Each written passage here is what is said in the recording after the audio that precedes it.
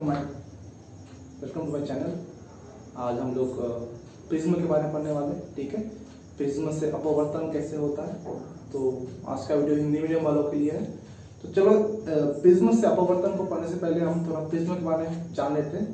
तो प्रिज्म क्या होता है। ठीक है, बेसिकली प्रिज्म जो होता है किसी एक माध्यम, कोई एक माध्यम होता है जो दो प्लेनों के बीच में रखा होता है।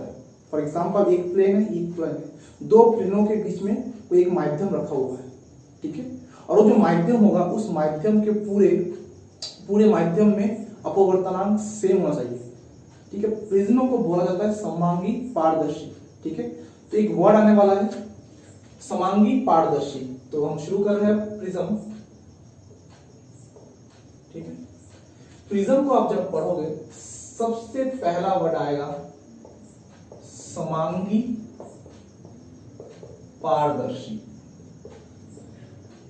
अब इस समांगी पारदर्शी क्या है। समांगी का मतलब प्रिज्म के पूरे बॉडी का अपवर्तनांक समान। ठीक है, और पारदर्शी का मतलब है जो प्रकाश किरणें आ रही है, ठीक है, वो आर पार हो जाती है। ठीक है, अब ये कैसे बना होता है।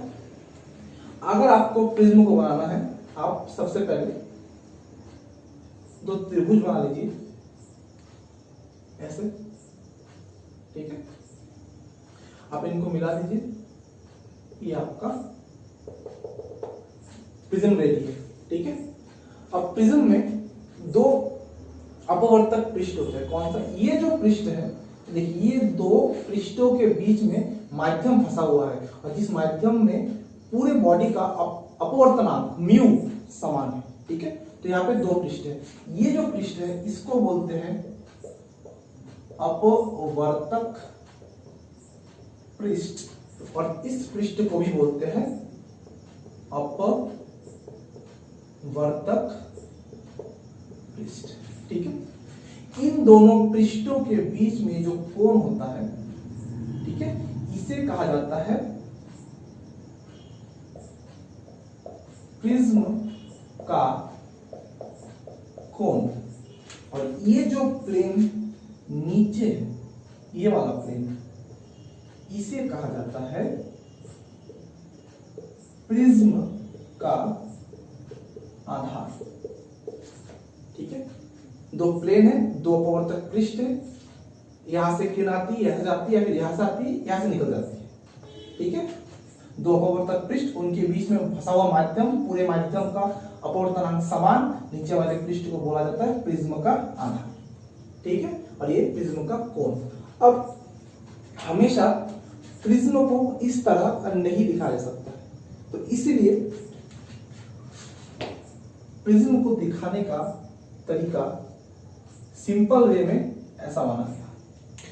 इसे कहा गया प्रिज्म का कोण। लेट्स सपोज आप उसको नाम दे दीजिए ए बी सी। तो ये क्या हो गया बेटा, ये हो गया प्रिज्म का आधार। ठीक है, ये एक अपवर्तक पृष्ठ है, ये एक अपवर्तक पृष्ठ है। ये क्या हो गया, ये हो गया प्रिज्म का कोण। ये एक अपवर्तक पृष्ठ है और ये भी एक अपवर्तक पृष्ठ है। ठीक है बेटा, तो ये है इंट्रोडक्शन प्रिज्म का। इसमें सबसे मेन चीज क्या है बेटा, समांगी पारदर्शी। समझ में आ गया।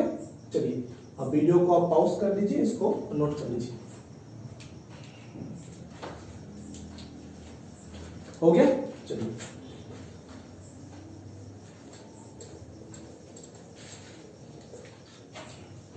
अब प्रिज्म का जो सबसे मेन टॉपिक है वो है प्रिज्म में अपवर्तन। ठीक है, आइए उसको समझते हैं। ये आपका एक प्रिज्म बन गया है। ठीक है, ये आपका एक प्रिज्म बन गया। अब यहां से एक प्रकाश किरण आपतित हो रही है। यहाँ पे जो मीडियम है, हम यहाँ पे वायु मान लेते हैं माध्यम, यहाँ पे भी क्या है बेटा, वायु। ठीक है, बीच का जो भी माध्यम होगा उसका अपवर्तनांक हमने क्या मान लिया, म्यू मान लिया। कुछ भी हो जाए, ये जो अपवर्तनांक है ये सघन ही होता है बाहर वाले से। बाहर वाला एयर है, एयर सबसे ज्यादा विरल होती है। ठीक है, अंदर वाला ज्यादा सघन होगा ही होगा, कुछ भी हो जाए। तो यहाँ पे दो पृष्ठ है, तो जब भी आपको अपवर्तन करवाना है आपको यहाँ पे बनाना होगा अभिलंब। ठीक है, ये हमने माना, ये जो लाइन आ रही है इस पृष्ठ के लिए अभिलंब है। मतलब ये कितना डिग्री बना रहा है, ये वाला भी 90 डिग्री, ये वाला भी 90 डिग्री। इस कोण को हमने मान लिया आपतन कोण, इसको मान लिया आपतन कोण। ठीक है, अब ये जो किरण है इसका अपवर्तन है, विरल से सघन जाएगा तो किरण अपने रास्ते से मुड़ेगा और अभिलंब की तरफ थोड़ी सी झुक जाती है। अब यहाँ पे और एक पृष्ठ है। ठीक है, तो इस पृष्ठ से भी अपवर्तन होगा, तो हम इस पृष्ठ के लिए भी क्या बना देते हैं, अभिलंब बना देते हैं। ठीक है, यहाँ पे देखा जा रहा है म्यू से हवा में जा रहा है, वायु में, वायु का अपवर्तनांक होता है 1। तो यहाँ पे सघन से विरल जा रही है, सघन से विरल जाने पे प्रकाश किरण अभिलंब से दूर हटती है, तो ये आपका दूर हट गया। ठीक, अब आइए यहाँ पे दो पृष्ठ है। ठीक है, तो इस पृष्ठ के लिए आपतन कोण को हमने I1 मान लिया, और ये जो है अपवर्तित एंगल है। ठीक है, अपवर्तित कोण बोल सकते हैं इसको, इसको हमने R1 मान लिया। यहां से ये जो किरण आई है, ये किरण अभिलंब के साथ जो कोण बना रही है उसको बोला जाएगा इस प्लेन के लिए आपतन कोण। तो हमने इसको R2 से दिखाया, और ये जो किरण है जितने एंगल पे किरण बाहर निकली है किससे, अभिलंब से, इसको हमने I2 मान लिया। ठीक है बेटा, अब देखो अगर आप इसे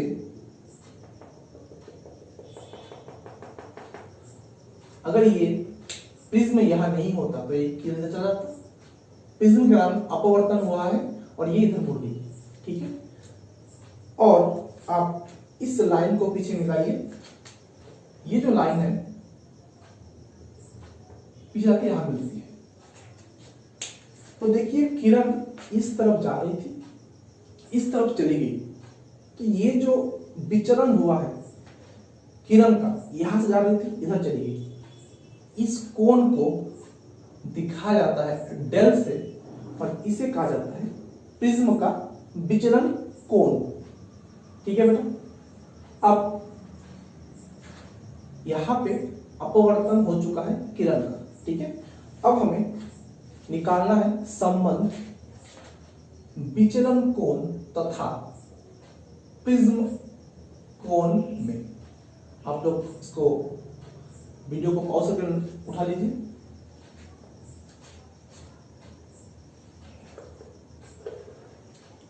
हो गया, चलिए शुरू करते हैं।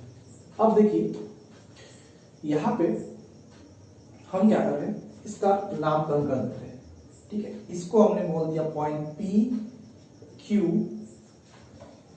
R S। ठीक है, इस पॉइंट को हमने T बोल दिया, इसको U बोल दिया,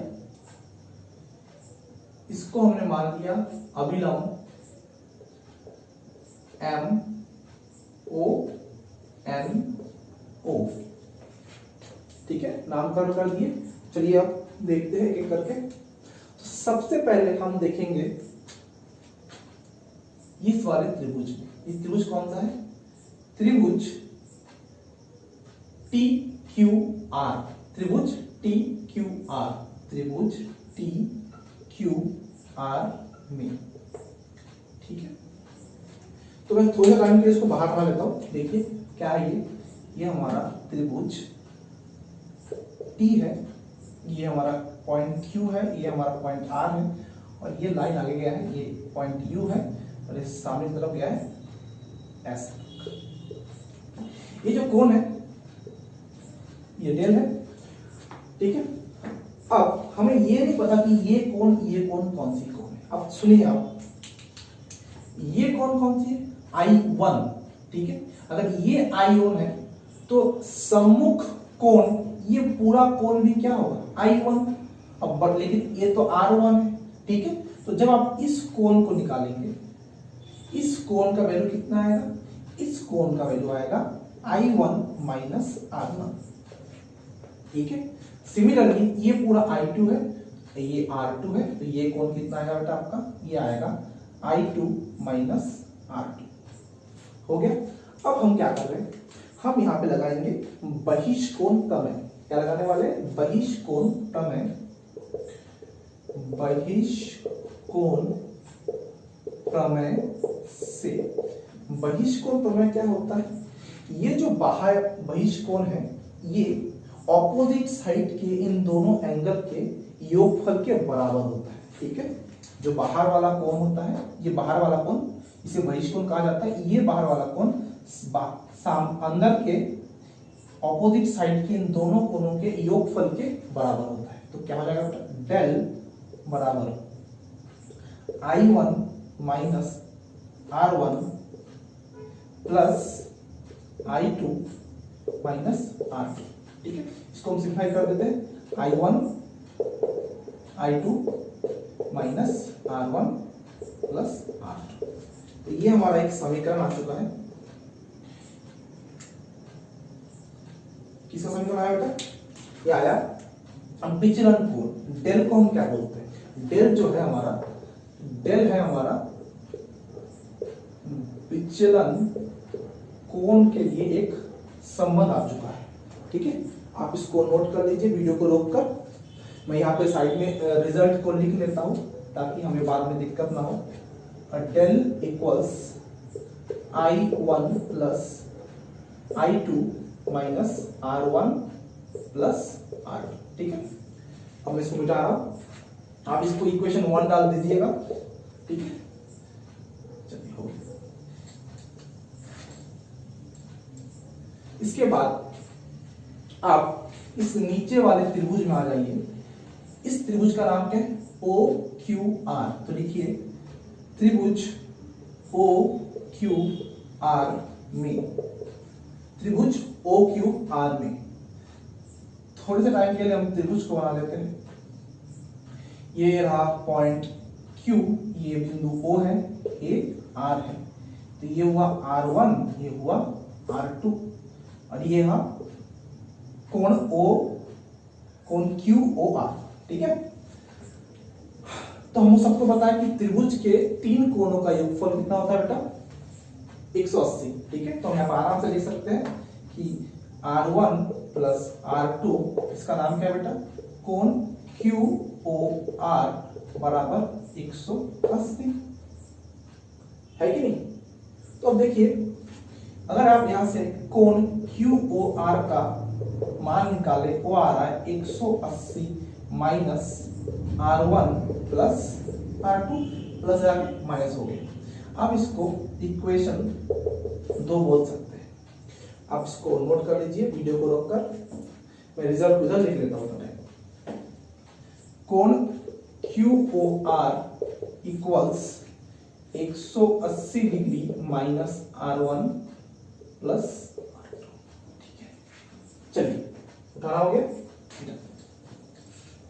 इसके बाद आप एक काम करिए, आप आइए चतुर्भुज, इसका नाम क्या है? ये पॉइंट ए मान लीजिए इसको, ठीक है। ये पॉइंट बी, ये पॉइंट सी था, सॉरी मैं पहले बोलना भूल गया था। तो इस चतुर्भुज का नाम क्या है? Point A Q O R, A Q O R, चतुर्भुज ए क्यू ओ आर में, ठीक है। इसको हम बना लेते हैं। आप अगर बोर्ड का एग्जाम दे रहे हो तो ये सब आपको बनाने का जरूरत नहीं है, ये बस आपको समझाने के लिए मैं, ताकि आपको दिक्कत ना हो। ए क्यू ओ आर, ये प्रिज्म कोण है, इसे ए से ही दिखाया जाता है, ठीक है बेटा। अब मेरा बात सुनो, ये क्या था? ये तो अभिलंब था। इस पृष्ठ, ये जो पृष्ठ है, इस पृष्ठ पे ये अभिलंब था, तो अभिलंब हमेशा बनाता है 90 डिग्री। इसी प्रकार सिमिलरली ये भी तो अभिलंब था, तो ये कोण भी कितना है? 90 डिग्री। अब हम सभी को पता है चतुर्भुज के 4 कोणों का योग कितना होता है? 360। तो हम चारों को जोड़ देते हैं, क्या है? एक हो गया प्रिज्म कोण प्लस 90 प्लस इसका नाम है क्यू ओ आर प्लस 90 बराबर 360 हो गया। यहां से क्या आ रहा है बेटा? A plus Q O R equals 360, 90 plus 90 180, उधर जाके हो गया माइनस 180। तो A plus Q O R बराबर 180 आ रहा है। हमने पहले से ही क्यू ओ आर का निकाल कर रखा है, क्या है बेटा? A plus Q O are का मतलब होता है 180 माइनस R1 प्लस R2 बराबर 180 डिग्री। अब ये और ये कट गया, बचा हमारा रिजल्ट क्या आ रहा है? ए बराबर R1 प्लस R2। ये जो रिजल्ट आया, आप इसको समीकरण 3 बोल दीजिए और आप प्लीज नोट कर लीजिए, ठीक है? आप वीडियो को रोकिए, नोट कर लीजिए, तब तक मैं रिजल्ट्स को यहां लिख लेता हूं। ए बराबर R1 plus R2, note down कर लिए। अब मैं इसको मिटा रहा हूं। अब हम क्या करेंगे? लिखिए समीकरण 1 से। समीकरण 1 क्या है बेटा? विचलन कोण बराबर I1 plus I2 minus R1 plus R2। अभी भी हमने निकाला कि ये जो R1 प्लस R2 है वो ये के बराबर है, R1 प्लस R2 प्रिज्म कोण के बराबर है। तो यहाँ पे हम विचलन कोण के लिखेंगे I1 प्लस I2 माइनस ए। अब इस ए माइनस इधर प्लस हो जाएगा, तो डेल प्लस ए इक्वल्स I1 प्लस I2, ठीक है? ये जो हमारा रिजल्ट आया, ये है रिलेशन बिटवीन, संबंध है विचलन कोण तथा प्रिज्म कोण के मध्य। अगर आप एग्जाम में आए आपको प्रिज्म के द्वारा अपवर्तन को समझाइए, आप इसी को लिख दीजिएगा, या फिर आएगा प्रिज्म के लिए विचलन कोण और प्रिज्म कोण में संबंध लिखिए, तभी आप इसी को लिखिएगा, ठीक है बेटा? आप इसको उठा लीजिए and thank you so much.